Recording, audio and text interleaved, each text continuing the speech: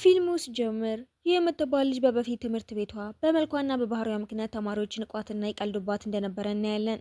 ወደ አዲሱ ትምህርት ቤቷ ከመዘዋወሯ በፊትም እራሷን ሙሉ በሙሉ ለመለወጥ ስለወሰነች መልኳን አስተካክላ አዲስ አለባበስ ለብሳና በአዲሱ ትምህርት ቤቷ የምታደርጋቸው ነገሮች ጽፋ ብትሄድም ገና ወደ ዶርም እንደገባች ግን ያልጠበቀችው ነገር ገጥሟታል።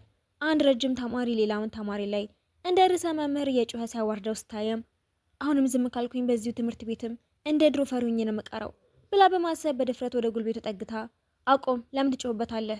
ጉልበተኛው ልጅም በንዴት ወደ እሷ ጋር ዞሮ ማን ነው እንደዚህ ያለኝ ስላት ደንግጣ የያዘችው ነጠላ ጫማ ወደ ላይ በማንሳት እኔ ነኝ በእጅ ላይ እንደ መሳሪያ የምጠቀምባቸው ብዙ ነገሮች አሉኝ። እሱም እያሽፈባት ለመሆኑ አንቺ ማነሽ? እየተንቀጠቀጠችም ስሜ ይባላል፣ እዚህ ዶርም ልኖር አሁን ነው የመጣሁት። ኦ እኔ ደምሃር ይባላለሁ፣ የዚህ ዶርም ተማሪዎች አለቃ ነኝ። ምን አንተም ተማሪ ነህ እንዴ? በእንዴት መጥረጊያውን ወርውሮ ወደ እሷ ጋር ይጠጋና ከማን ጋር የተነጋገርሽ እንደሆነ ታውቂያለሽ? በድንገት ረጅሙ ጸጉሩ ከሹራባ ቁልፍ ጋር ሲያያዘም ተናደው እስከ 5 ከመቁጠሬ በፊት ጸጉሬን ከቁልፍሽ ላይ ካላስፈታሽው ዋጋሽን ታገኛለሽ። 5 4 ልትፈታው በትሞክርም ስላልቻለች መቁጠሩን ሲቀጥል ደንግጣ ከቦርሳዋ መቀስ አውጥታ የተያያዘውን ጸጉሩን ስትቆርጠው ጸጉሩን የወደው ስለነበረ በጣም ሲበሳጭ ስላየችው ይቅርታ ብላ ልታመልጥ ስትልም ለዚህ ዋጋ ትከፍላለሽ ብሎ በድንገት ይጠጋታል። ከዛሬ ጀምሮ ነው የምልሽን ሁሉ ታደርጊያለሽ ብሎ ወደ ውስጥ ይወስዳትና በሁሉም ተማሪዎች ፊት ራሷን ልታስተዋወቅ ያደርጋታል። አንገቷን ዝቅ አርጋ ስሟ ስትናገረም ቀና በይና ድምፅሽን ከፍ አድርገሽ ተናገሪ። በዛም ሰዓት የዶርሙ ተቆጣጣሪዋ መታ ወደ ክፍሏ ልትወስዳት ስትልም ጣልቃ በመግባት አያስፈልግም ራሴ ወስዳታለሁ፣ ለቀጣዩ 3 ወራት ጸጉሬን ስለቆረጥሽው እንደ ቅጣት ትዕዛዜን ትፈጽሚዋለሽ። አሁን ሂጂና መታጠቢያ ቤቱን አጽጂው ብሏት ሲሄድም እዚህም ሰላም አጣው እያለች ታስባለች። እሱም ከዚህ በፊት ሌሎች ሴቶችን ዘውር ብሎ እንኳን አይቶ አያውቅም ነበር። ለጓደኛውም ይህችን ልጅ በቀላሉ አልተዋትም ብሎ ይነግረዋል። እሷም ቢሆን ጽዳቷን በማጽዳት ተጠምዳ የድሮ ትምህርት ቤቴን ጥዬ ብወጣም ተመሳሳይ ችግር ይጠብቀኝ እያለች ትንጫንጫለች። በነጋታው እሱ በትምህርት ቤት ውስጥ ጸጉሩን አሳጥሮት ሲመጣ ሴቶች ሁሉ ይገረማሉ። እሱም ከጓደኛው በተቃራኒ መጥፎ ልጅ ተብሎ የሚታወቅ ቢሆንም ጓደኛው ታይ ግን ተወዳጅ የሚባል ደግ ልጅ ነበር። ይህ ክፍል ውስጥ የተቀመጠችውም ካሪ ፊት ለፊት ስለነበረ ወንበሯን እየረገጠ የረብሻትና በትምህርት ቤቱ ልታደርጋቸው የምትፈልጋቸውን የጻፈችበትን ወረቀት ቀምቶ ይጥልባታል። ስትፈልገውም ታይ ግን በደግነት እያያት ምን ፈልገሽ ነው ልርዳሽ? ማንም ሰው በደግነት አናግሯት ስለማያውቅም ይገርማታል። ስለ ሃሪ ባህሪ ይቅርታ፣ እሱ ትንሽ ቁጡ ቢሆንም ልቡ ግን መጥፎ አይደለም ቢላትም እሷ ግን በልቧ እንዴት አውሬና ሰላማዊ ሰው ጓደኛሞች ሊሆን ይችላሉ ብላ ታስባለች። እሱም የሷን ወረቀት አግኝቶ ካነበበው በኋላም ታዲያ ጓደኛ ወይም ፍቅረኛ የለሽም ማለት ነው? ለፍቅረኛነት ብንወዳደርስ በማለት ሲቀልድባት እሷ ግን ደስ ብሏት ትዘል። ሃሪ በድንገት ኳስ ወርውሮባት ምንድነው እንደዚህ የሚያስደስትሽ? እሷም ዞር ዞር እያለች ሃሪ ጸጉርን በመቁረጥ ጥፋተኛ ነኝ፣ ግን ለምን እንደዚህ ታሰቃኛለህ? ቆይ በንዴት ባይፈጥባትም እሷ ግን ቀና ብላ ከዛሬ ጀምሮ ትዕዛዝህን አልቀበልም፣ ምንም ምርጫ የለሽም፣ አንቺ እኔ ሰራተኛ ነሽ፣ የምልሽን ሁሉ መታዘዝ አለብሽ። እሷም እየሳቀችበት ሰራተኛ እየቀለድክ ነው እንዴ? ቀልድ ይመስልሻል? ጥሩ እንዲያውም ትምህርት እንዳበቃ የቅርጫት ኳሶቹን በሙሉ ታጸጃቸዋለሽ። እሷም ብቻዋን ኳሶቹን ስታጸዳ ውላ ስትጨርስ መጥቶ እያያቸው አልጸዱም፣ በድጋሚ አጽጃቸው። እሷም እምቢ ስትለው ግን በሩን ከውጭ ቆልፍባትና እነዚህን ኳሶች በሚገባ ሳታጸጂ ከዚህ መውጣት አትችይም ብሏት ይሄዳል። በጭንቀት ኳሶቹን አጽታ ከጨረሰች በኋላም የገና ዛፉን እንድታስተካክል ነግሯት ማስጌጫ ፍለጋ ትወጣና ማይ የምትባል የክፍል ጓደኛዋን አግኝታት ወደ ተማሪዎች የውይይት ክፍል ወስዳትም ማስጌጫዎችን ትሰጣታለች። ይህም ጓደኛሞች እንዲሆኑ ጠይቃት ትስማማሉ። ሰዓቱ ስለረፈደባትም ወደ ዶርማ እየሮጠች ስትሄድም 2 ደቂቃ ስላረፈደች ብቻ ሃሪ በሩ ላይ ቆሞ እየጠበቃት ዘግይተሻል ብሎ እንደገና መታጠቢያ ቤቱን እንድታጸዳው ይቅጣትና መታጠቢያ ቤቱን አጽድታ ስትጨርሰም ታይ ይመጣል። ንጹህ ጸጉር ያላቸውን ወዳለሁ ነገ ለብረዶ ላይ ጨዋታ አብረን እንሂድ ስላት በድንጋጤና በደስታ ግራ ስትጋባ ጠጋ ብሎ ነገ በሩ ላይ ጠብቅሻለሁ። ያንን ሌሊት በደስታ እንቅልፍ ሳይወስዳት ታድርና በነጋታው ታይ ጋር ያዩዋት ጓደኞቿ ከእሷ ጋር በመሆኑ የተገረሙ ያቸዋል። ሃሪም ቢሆን በኔት ይከታተላቸው ነበር። አንድ ህጻን ልጅም ሳያውቅ የዩን ልብስ ላይ ጭማቂ ሲያፈስባት ታይ ግን ወደ ልብስ ቤት ወስዶ አዲስ የሚያምር ልብስ ይገዛላትና አያስፈልግም ብትልም እሱ ግን ይሄ ከኔ ላንቺ የተሰጠ ስጦታ ነው የጸጉር ጌጥም ገዝቶ ይስጣትና በጣም ደስተኛ ሆና ከመታጠቢያ ቤት ስትወጣም ሃሪ መንገድ ላይ ይዘዋት ጉንጯን ይዞም በጣም ደስተኛ አትሁኚ ብሎ ታይ የሰጣትን የጸጉር ጌጡን ይወረውረዋል። የጸጉር ጌጡን ፈልጋ አግኝታው ስትመለስም ጓደኞቿን ታገኛቸውና ማየም ስለተጨነቅንልሽ የተከተልንሽ ብዙ አትጨነቂ ትላትን የሚጨነቁላት ጓደኞች ስላገኘች ደስ ይላታል። አንደኛው ጓደኛቸውም የዶርም መዝጊያው ሰዓት እንደደረሰ ያስታውሳቸውና ወደ ዶርም እየሮጡ ሲሄዱ ይሁ ስለወደቀች ታይ በፍጥነት እጇን ይዘው ወደ ውስጥ ያስገባታል። ዶርም ውስጥም ታይ ሃሪን ተከትሏቸው እንደነበረ ስላወቀ ስለዩ ተጨንቀህ ነበር አይደለ ብሎ ሲያሽፍበትም መቼ ነው ደግሞ እኔ ስለሷ መጨነቅ የጀመርኩት? ታዲያ ለምን ስንወጣ ተከታልከን? አጋጣሚ ነው። እንደውም እስኪ እንወዳደር። በመጀመሪያ በማን ፍቅር እንደምትወድቅ እናያለን ይለውና እሷን በትምህርት ቤት ውስጥም ማድረግ የምትፈልጋቸውን ነገሮች እንዳሳካይ ታያለች። አንደኛ ብዙ መሳቅ፣ የፍቅር ቀጠሮና ጓደኞችን ማፍራት። ይህ ሁሉ የሆነው ባህሪ ምክንያት ነው ብላም ታስባለች። የቀራት አንድ ነገር ብቻ ነበር፣ እሱም ፍቅረኛ መያዝ ነበር። ወደ ኮሪደሩ እየወጣችም ታይ ብቻውን እያጠና ታገኘውና አይኗን እያየትም ዛሬ ያሳለፍነው ጊዜ በጣም ደስ የሚል ነበር። አሁን አንድ ሀሳብ አለኝ። የመጨረሻ ምኞትሽ ፍቅረኛ መያዝ አልነበረም? ያ ምኞትሽ እንዲሳካ እንድረዳሽ ትፈልጋለሽ? አፍራና ደንግጣም እንደምትል ግራ ሲገባትም ሃሪ ወደ ክፍሉ በድንገት ይገባና በቁጣ እሷ የኔ ሰራተኛ ናት፣ እኔ ምላትን ብቻ ነው የምታረገው ብሎ ይጮህበታል። በሃሪ ድምጽ ብትደነግጥም በድፍረት ግን አይ ታይ የሚለኝን አድርጋለሁ። እሷ ከሄደች በኋላም ሃሪ ታይን ምን እያረክ ነው? መጫወቻ አሻንጉሊት መሰለችህ እንዴ? ምን አስጨነቀህ? ቆይ ያለችውን ሰምተሃታል? በነጋታው ትምህርት ቤት ውስጥ በጣም ደስተኛ መሆን የለብሽም። ገና የቀድሞ ትምህርት ቤት ጓደኞችሽ ግብዣ ለመገኘት አለብሽ ብሎ የግብዣውን ካርዱን ይሰጣትና ወደዛው ድግስ መሄድ እንደማትፈልግ ስትነግረው ግን ምንም ምርጫ የለሽም፣ ትሄጃለሽ። እዛም ሄደሽ ፎቶ ተነስተሽ መምጣት አለብሽ። በውስጧም ይሄ ልጅ እውነትም አውሬ ነው እያለች ታስባለች። መንገድ ላይም ታይን ስታገኘውም ቀረብ ብሎ የመጨረሻ ምኞትሽ ፍቅረኛ መያዝ ከሆነ ለምን እኔ የውሸት ፍቅረኛሽ አልሆንም? ኧረ አይሆንም፣ ይሄማ እንደ ህልም ነው የሚሆነው። ፈገግ ብሎም በቃ ተወስኗል፣ ከዛሬ ጀምሮ የውሸት ፍቅረኛሽ ነኝ። ግን አንተን አይረብሽህም? ኧረ በጭራሽ አይረብሸኝም። ከዛን ቀን ጀምሮ እጅ ለእጅ ተያይዘው ሲሄዱ ያያቸው ሁሉ ይገርም ነበር።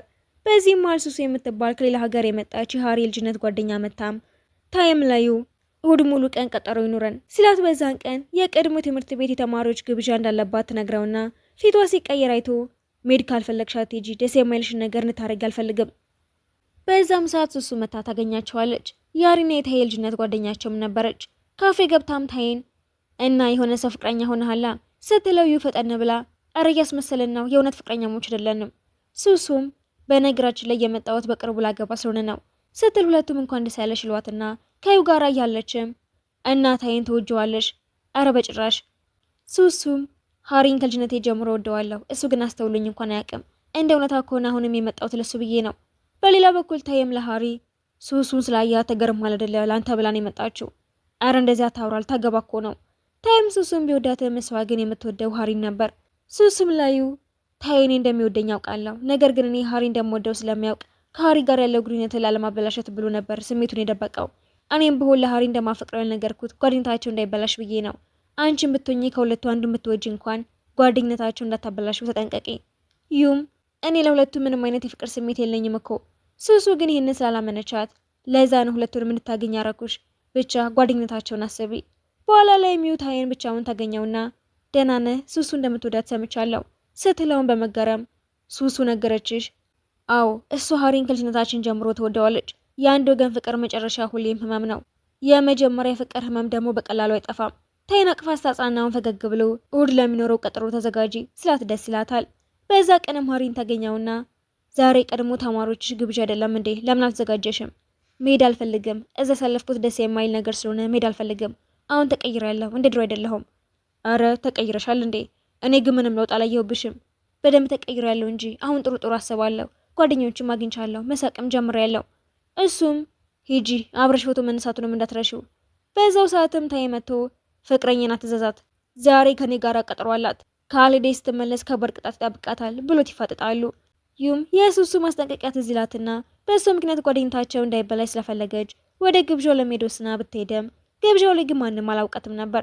ስሟን ስትናገር ግን ሁሉም ይደነግጡና አንዷ ሴትም በፊት አስቀያሚ ነበርሽ እኮ ፕላስቲክ ሰርጀሪ ያደረግሽ እንዴ ብላ ስታሽፍባት እሷም ስታሰቃዩን ተቀየርኩኝ፣ እንደ ድሮ አይደለሁም። በፊት የሚያበሽቃት ልጅም ብትለወጭ የሚያው አስቀያሚ ነሽ ብሎ ሊያስፈራራት ሲሞክርም ሃሪና ታዬ በድንገት ይመጡና ልጁም ከአዲሱ ትምህርት ቤት ናችሁ፣ ለዛ ነው እንዴት አስቀያሚ እንደነበረች አላውቃችሁት። ታይም እሷ ያኔም ቆንጆ ነበረች፣ አሁንም ቆንጆ ናት በማለት በቁጣ ይናገረዋል። ሃሪና ታይም ልጁን ቅጥቅጥ ያደርጉትና ወደ ዶርማቸው ሲመለሱ ዩም አመሰግናለሁ፣ ግን እንዴት እዚህ መጣችሁ? ይሄ ማይረባ ታይ ነዋ፣ ለወክን ሂድ ብሎ ጭቅጭቆኝ ነው እንጂ ልመጣ ፈልጌ አይደለም። እየቀለደም ቅጣትሽን ማረሳውትም ፎቶ ስላልተነሳሽ አሁኑን ሄደሽ ወጥ ቤቱን አጽጂው ይላትና ሶስቱም እየሳቁ ወደ ዶርማቸው ይሮጣሉ። በኋላም ሱሱ ለሃሪ ስልክ ደውላ መልካም ልደት፣ የምትወዳትን ልጅ እንደምታገኝ ተስፋ አድርጋለሁ። ሁሌም ቢሆን እኔን የምትወደኝ ይመስለኝ ነበር፣ አሁን ግን ሌላ ልጅ ልብን የወሰደችው ይመስላል። ምን እያወራሽ ነው? ዩ እንደምትወዳት ታውቃለሁ ብላ ስልኩን ትዘጋዋለች። ማታ ላይ ሚው በመስታወት ራሷን እያየች በእውነት ተለውጫለሁ እያለች ስታሰበም የፒያኖ ድምፅ ሰማና ተከተላ ስትሄደም ሃሪ ፒያኖ ሲጫወት ታገኘዋለች። እሱም ስሚ ነይ ውረጅ ወደዚህ ብሎ ይጠራታል። ደንግጣም ሰል አይደለሁም እኮ የፒያኖ ድምፅ ሰምቼ ነው የመጣሁት፣ ነይና ተጫወችው። ኧረ እኔ መጫወት አልችልም ስትለው እጇን ይዞ ፒያኖን ያለማመዳትና ልቧ በጣም መምታት ይጀምራል። እሱም ወደ እሷ በጣም ልትጠጋ ሲያውቅ መልሶ ይርቃታል። እሷም እያፈረች ስላስተማርከኝ አመሰግናለሁ። እሱ ግን እያሾፈ ተጠግቷትም በጣም ነው የምታበላሽው፣ ዳግመኛ እዚህ እንዳትመጪ፣ እንደ ቅጣት ደግሞ ነገ ቆሻሻ ታጽጃለሽ ብሏት ሄዳል። እጆቿን እያየችም ለእሱ ለምንድነው ልቤ መታውቆይ ብላ ታስባለች። ታይ ግን ይህንን ሁሉ ከላይ ሆኖ ይመለከት ነበር። በኋላም ወደ እሷ መጥቶም ይመስለኛል የውሸት ፍቅረኝነታችን እዚህ ላይ ያበቃል ብሏት ይሄዳል። የውሸት ፍቅረኝነታቸው በማለቆ ትንሽ ብታዝነም ታይ ግን ለሃሪ በቃ ተሸንፌያለሁ፣ ለምን እንዲህ በፍጥነት እጅ ሰጠህ? እውነቱን ለመናገር መጀመሪያ ላይ ለእሷ ፍላጎት አልነበረኝም፣ ምርጬም አልነበረችም። ግን አንተ ከሴት ጋር እንዴት ስትቀራረብ ሳይህ ለመጀመሪያ ጊዜ ስለሆነ ገርሞኝ ነበር። አሁን ግን የእውነት እወዳታለሁ፣ እሷን ፍቅረኛ ማድረግ እችላለሁ ሲለው እሱም ያምንና እሷ የእኔ ብቻ ናት። ጓደኛውም እየሳቀ እንደዛ ኮነ ማልቧን መጀመሪያ እንደሚያሸንፈው እናያለን በማለት እውነተኛውን የፉክክር ጦርነታቸውን ይጀምራሉ። በሁለቱ ወንዶች እርዳታም ምኞቶቿን በሙሉ ማሳካቷን የተረዳችው ዩም የዝርዝር ወረቀቷን ተቀደዋለች። አሁን ውስጧ ተቀይሮ በራሷ የምትተማመን ሴት ሆናለች። በነጋታው ጠዋትም ደስተኛ ሆና ከቤቷ አስተውጣ ሁለቱም በሩ አካባቢ ቆመው እየጠበቋት ታገኛቸዋለች። ግራ እየተጋባችም ለምን ሁለታችሁም እዚህ መጣችሁ? ሁለቱም በአንድ ድምፅ ለአንቺ ብለን። ተገርማ አብራቸው ስትሄድም አዲስ የህይወት ምዕራፍ እንደጀመረች ሰማትና ደስ ይላታል። ትምህርት ቤት እንደደረሱ ግን ሃሪ ከኋላዋ መጥቶ ስሚ አሁንም ባህሪ መሆንሽ እንዳትረሺው እሺ ብሎ እንደሚወደ ተሰያታል። እሷም ትገፋውና ከዚህ በኋላ የምትለውን አልሰማህም፣ ምርጫ የለሽም፣ ከእንግዲህ ትዕዛዜን ትሰሚያለሽ ብሎ ተጠግቶ ይነግራታል። ከዛ ግን ታይ መጥቶም የማስጀመሪያውን ቁልፍ ተጫኘው። ለምን እንደገና የውሸት ፍቅረኛሞች እንሁን? አይ ያ ጨዋታ አሁን አልቋል። አሁን እውነተኛ ፍቅር ምን እንደሆነ ሳይሻለው፣ ስለዚህ ቁልፉን ተጫኘው ብሎ ይቀርባታል። ሲድን በድንጋጤ ትቆማለች። መጀመሪያ ላይ ሃሪ አሁን ደግሞ ታይ እንደሚወዳት ስላሳዩት ግራ ትጋባለች። ክፍል ውስጥም ሃሪ በቅናት ጸጉሯን እየጎተተው ግቢውን አጽጁ እያለ ይቀጣታል። ይሄ ቅጣቱ ግን እሷን አጠገቡ ለማቆየት የሚያደርገው ሰበብ ነበር። በረፍት ሰዓትም ታይ ዩ ከጓደኞቿ ጋር ተቀምጣ ይመጣና አንዴ ነኝ የምነግርሽ ነገር አለኝ ለብቻዋ ወስዷትም በጣም ወድሻለሁ። እሷም ደንግጣ እንዴት እንዳንተ አይነት ታዋቂ ልጅ እኔን ይወደኛል ብላ መደነቅ ስትጀምር እሱ ግን ይዛትና እውነቴን ነው በጣም ነው የምወድሽ። ከላይ የነበሩት ሶስቱ ቅናተኛ ሴቶችም ይህንን ሲሰሙ በንዴት ይቃጠላሉ። ዩ ግቢውን እያጸዳችም ስለ ሃሪና ታይ ንግግር እያሰበች ግራ ትጋባለች። ሃሪ ግን እንደገና መጥቶ ተጨማሪ ስራ በመስጠት አጠገቧ መሆኑን ይቀጥላል። እሷም ተናዳ ታስቆመውና በቁጣ ይህንን ሁሉ ለምንድነው በእኔ ላይ የምታረገው? በቃ ቁም። ወደ ሰው ተጠግቶም እያሽፈባት ምንድነው ሁኔታው አልገባሽም ወይስ ሌላ የምትፈልጊው ነገር አለ? ይህንንም ከሩቅ ያዩት እነዛ ሶስቱ ሴቶችም ነገሩን በሌላ መንገድ ይረዱታል። ይቺ ልጅ ግን በሁለቱ ቆንጆ ወንዶች ላይ እየቀለደች ነው ብለው በመቅናት ወጥመድ ውስጥ ሊያስገቧት ይወስኑና በወንዶች መታጠቢያ ቤት ላይም ጥገና ስላለ ሴቶች እስከ ምሽቱ 2 ሰዓት ድረስ ይህንን መታጠቢያ ቤት መጠቀም ይችላሉ የሚለው ውሸት ማስታወቂያ ለጥፉና ይህ ማስታወቂያውን አምና ወደ ውስጥ ገብታ መታጠብ ስትጀምር ሴቶቹ ግን ማስታወቂያውን አንስተው ይጥሉታል። ገና መታጠብ ስትጀምርም ሃሪ በድንገት ወደ ውስጥ ይገባና ደንግጣ ውሃ ውስጥ ብትደበቅም ሰው እንዳለ ሲያውቅ ግን እሱም ደንግጦ ዩ እዚህ ምን ታደርጋለሽ? ይህ የወንዶች መታጠቢያ ቤት ነው። በዛው ቅጽበትም ታይ የሚመጣና ቶሎ ብሎ ከኋላው ደብቋት እሱ ምንም ሳያውቅ ታጥቦ ይወጣል። ነገር ግን ዩ ውሃ ውስጥ ለረጅም ጊዜ ስላቆየች ራሷን ስለሳተች ሃሪ ደንግጦ ያነሳትና ወደ ክፍሏ ወስዶ የራሱን ሸሚዝ አለብሳታል። ስትነቃም የሃሪን ሸሚዝ እንደለበሰችና እሱም እዛው እንዳለ ስታይ በብርድ ልብስ ተሸፍና አተኝ ሜካፕ እንኳን አላደረኩም እኮ እየቀለደም ምንም ብትሆኚ ያወንቹ ነሽ ብሏት ሄዳል። ተንኮለኞቹንም ልጆች አግኝቷቸው ያስጠነቃቸዋል። እሷም ቁጭ ብላ ስለሱ ታስባለች። ያን ምሽትም ሃሪ ፒያኖ ሲጫወት ዩ በግርምት ስትሰማው ትቆይና ካጅ የተባለው ተማሪ መጥቶ ስለነበረም ሃሪ ጥሩ ልጅ ነው፣ ስሜቱን መግለጽ ስለማይችል ነው ሙዚቃ የሚጫወተው። ለምንድነው አንተ ራሱ እንደዚህ የምትከራከረለት? ድሮ እኔን ከሚያሽፉብኝና ከሚቀልዱብኝ ተማሪዎች እሱ ነበር ያዳነኝ። ከዛ ጊዜ ጀምሮ አከብረዋለሁ። ባስኬትቦል ውድድር እንደሚደረግ ሰሙና ወደ ሜዳው ሄደው ሴቶቹ መጫወት ጀምራሉ። ወዲያው ግን ታይ የሚመጣና ከሃሪ ጋራ በመፎካከር ያሸነፈ ዩን ይወስዳል በማለት ይወራርዳሉ። በጨዋታው መሃል ግን ዩ ጓደኛዋ ሃሪ እንደምትወደው ጠረጥራትና ሃሪን ትወጂዋለሽ አይደል ስትላት ሽኮረመምና ዩም ከመቼ ጀምሮ ነው የምትወጂው ስትላት ማውራት ትጀምራለች። የሆነ ጊዜ ከውሃ ውስጥም እንዳዳናትና ከዚያን ጊዜ ጀምሮ ስም ወደድ እንደጀመረ ስትነግራትም እንደምትረዳት ቃል ትገባለታለች። በጨዋታው መጨረሻም ሃሪ ታይን አሸንፈዋል። ያ ምሽትም ኃይለኛ ዝናብ እየዘነበ እጇ ሲንቀጠቀጥ እጇን በመያዝ ሊያረጋጋት ይሞክራል። በድንገት መብራት ይጠፋና ታዬ የእጅ ባትሪ ፍለጋ ሲሄድም ሃሪና ዩ ብቻቸውን ይቀራሉ። ከዛም ሃሪ ከኋላ ቅፋትና ምናልባት የኔ መሆንሽን ረስተሽ ይሆናል፣ አሁን ግን ታስታውሻለሽ ብሎ ያቅፋታል። ዩ ብቻዋን ሆና ተጨንቃ እያለም ከጓደኛው መልእክት ይገባላታል። ስታየውም አመሰግናለሁ ስለ ሃሪ ያለኝን ስሜት ለመጀመሪያ ጊዜ ለአንድ ሰው ማካፈሌ ትልቅ እረፍት ሰጥቶኛል የሚል ስለነበረ ዩም ጭንቀቷን ረስታው ለጓደኛዋ ደስ ይላታል። በማግስቱም ካጂ ለሁሉም የአማዞን ፓርክ መግቢያ ትኬት በማምጣት ያስገርማቸዋል። ዩም ሃሪና ማይ አብረው ጊዜ እንዲያሳልፉ በማሰብ ሃሪ እንዲመጣ ታደርጋለች። ታይም አብሯቸው ይመጣል። ወደ ፓርኩ ሲሄዱም ካጂ እዛ ስላለ አንድ መጫወቻ ቦታ አስገራሚ ታሪክ ማውራት ይጀምራል። በዚህ መጫወቻ ጫፍ ላይ አብረው የሚቆሙ ፍቅረኛሞች ለዘላለም አብረው ይኖራሉ ይባላል። ታይም ይሁን እያየ ፈገግ ሲል ሃሪ ግን እንደተለመደው ምንም ስሜት ያሳይም ነበር። ፓርኩ ውስጥም ቅዝቃዜ ስለነበረ ታየውን እጅ ይዞ እንዳይበርዳት የጃኬቱ ኪስ ውስጥ ይከታትና ሃሪ ይህንን በጎን እያየ በቅናት መቃጠል ይጀምራል። ይሁ ግን ለማይ ድል ለመስጠት በማሰብ ታየ ለብቻዋ እንዲወስዳት መልእክት ብትልክለትም እሱ ግን ዝም ይላታል። ማይም እያፈረች ሃሪን አብሯት እንዲጫወት ጠይቀውና ተስማምቶ አንድ ላይ ለመጫወት ይወጣሉ። ይሁ ደግሞ ፓርክ ውስጥ ተዘዋወር ቆይታ እግሯን ስታመመች ታየ ተንበርክኮ በፋሻ ያስርላትና ደስ ብሏት ፈገግ ትላለች። ከዛም ከጀርባው አቅፏትም እስከ ዛሬ በትዕግስት ጠብቅሻለሁ፣ ከዚህ በኋላ ግን ራሴ መቆጣጠር አልችልም፣ እባክሽ እኔን ብቻኝ ይላትና እሷም እንደሚሰማትና ማን እንደምትወድ ግራ ይገባታል። ምሽት ላይም ታየ የሚጠጣ ነገር ለመግዛት ተዋት ሄድና ሃሪ በንዴት መጥቶ እጇን ይዞ እየጎተተ ይወስዳትና ታሪካዊ ነው ወደሚባለው መጫወቻው ያስገባታል። ጓደኞቻቸውም ሁለቱንም ስላጧቸው ግራ ተጋብተው ያለ በመጫወቻው ከላይኛው ጫፍ ላይ አብረው ሆነው ያያቸዋል። ሲጠብቋቸው ቆይተውም ይሁን ሃሪ ሲመለሱ ታይም ለምን አብራችሁ ናችሁ? መንገድ ላይ ያገኘሁት ብላ ተዋሸዋለች። በሌላ ጊዜ መሬት ላይ ቤቱን እያወለወለች መጫወቻ ቦታው ላይ ስለተፈጠረው ነገር ታስብና አሁንም ማን እንደምትወድ ግራ ትጋባለች። ያን ምሽትም ታየ ለሃሪ ይሁን የምትመርጥ ከሆነ በመካከላችን ያለው ነገር በሙሉ ያበቃለታል። በማግስትም ግቢውን እየጠረገች በመሃል የፒያኖ ድምፅ ሰምታ ስትሄድ ማንም ስለሌለ ራሷ መጫወት ጀምርና ሃሪ ከኋላው መጥቶ እጇን ይዘዋት አብረው መጫወት ጀምራሉ። ከዛ ግን ሃሪ ባልተጠበቀ ሁኔታ ከዛሬ ጀምሮ ነፃነሽ፣ ባሪያ አይደለሽም፣ ኮንትራታችን አብቅቷል። ደንግጣም ለምን? ምክንያቱም አንቺን ደጋግሜ መጉዳት ስለሰለቸኝ ነው ስላት እያለቀሰች ወደ ክፍሏ ሄዳ እዛ ማምራ ማልቀሷን ትጀምራለች። እሷም ኮንትራቱ አብቅቶ ከሱ መራቅ እንደማትፈልግና እንደምትወደውም ትረዳለች። በትምህርት ቤቱም ዝምተኛ ትሆናለች። ታይላ ነግራት ቢሞክርም ሀሳቡ ሃሪ ጋር ስለነበረ እሱን ዝም ትላውና ዛሬ የተፈጠረ ነገር አለ እንዴ? ለምንድን ነው የከፋሽ የምትመስሊው? እሷም ደስተኛ እንደሆነች እያስመሰለች አይ ደህና ነኝ፣ ምንም አልሆንኩም እያሳቀም ሃሪ የሆነ ነገር ብሎሻል እንዴ? አይ ሃሪ ነፃ ለቆኛል፣ አሁን እሱ ስለሚለው ነገር አልጨነቀም፣ እሱም ማሰብ የለብኝም ብትለም ለራሷ ግን ይከፋታል። ተመልሳ ልታጸዳ ስትለም ሌሎች ጓደኞቿ እሷ ትሰራቸው የነበሩትን የጽዳት ስራዎችን ሲሰሩ ታይና ክፍሏ ገብታ ለመተኛ ትሞክራለች። በሌላ በኩልም ሃሪ ስላዩ ያስባል።